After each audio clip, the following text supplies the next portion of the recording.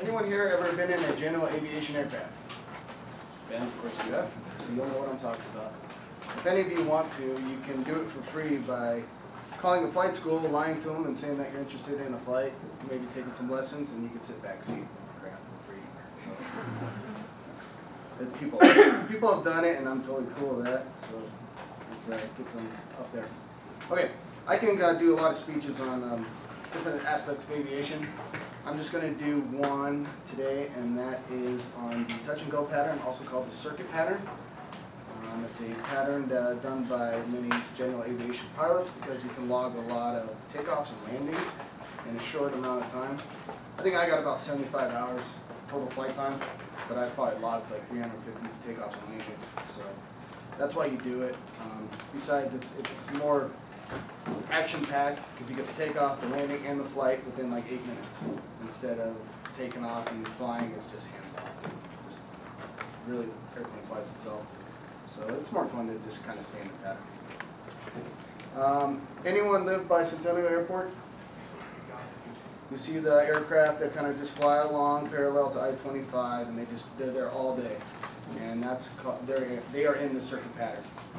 And that's kind of the airport you see most of it because the other airports are off highways and such. You don't get to see them.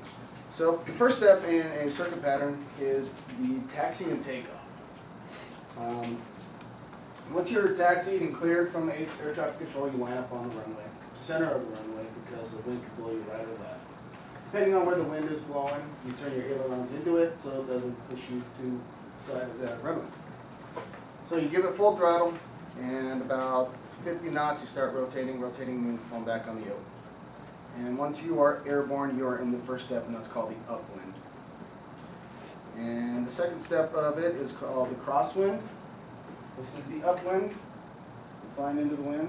Your second step is turning crosswind. The wind is going this way, you're now turning left. Actually, we're at something. So you're turning crosswind, now you're flying crosswind. This is the second step. The third step is flying downwind. This is where you're going to reach a pattern altitude, which is always 1,000 feet above the field elevation, or whatever the airport information guy tells you. But this is, once you complete this turn, you're going to be at 1,000 feet above the field. And this is where you have a short period of time of just flying until you reach your touchdown point, which is right here. This is where you're going to pull the throttle back, put flaps at 10 degrees, and start your descent.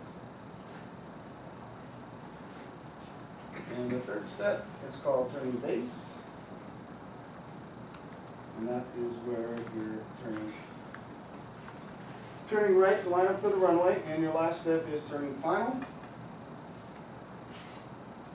And that is where most of the flying, the hard flying happens because you have to constantly adjust your height and your speed to line up with the runway. You definitely look down the runway here. A lot of people tend to look right down at the numbers, and that totally screws up your landing completely.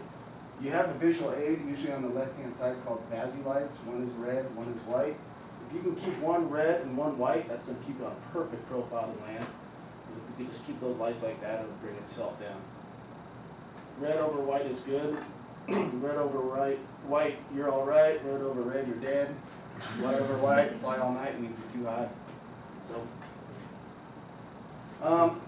do you guys know what the runway numbers mean? I know Ben you do, but. All right, so if you have a 17 left and a 17 right, if you're sitting on the runway facing this way, that means you're facing 170 degrees. 35, same aspect, you're facing 350 degrees. So, and then you just add a 0 to the number, and that's the way you're facing. That's where they get runway numbers.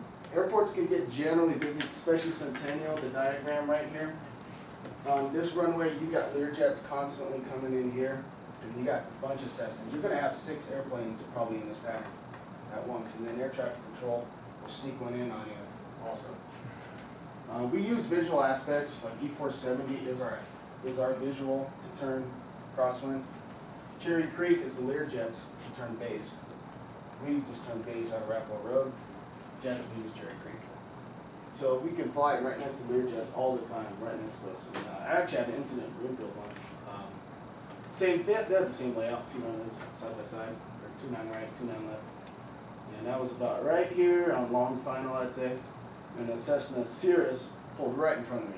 I mean, literally 300 yards in front of me. This happens with student pilots a lot because when they turn, they're not using their rudder, they're just using their ailerons, which turns the wing, and they just kind of slowly turn. Well, he did that and put it right in front of me, and I'm right here.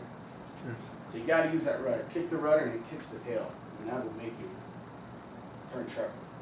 So I got on the horn with the tower and told him, hey, there's a Cirrus about 200 yards in front of me.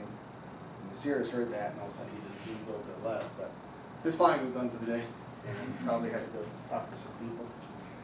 But that is what you see at Centennial. That's a touch and go pattern, also called the circuit pattern.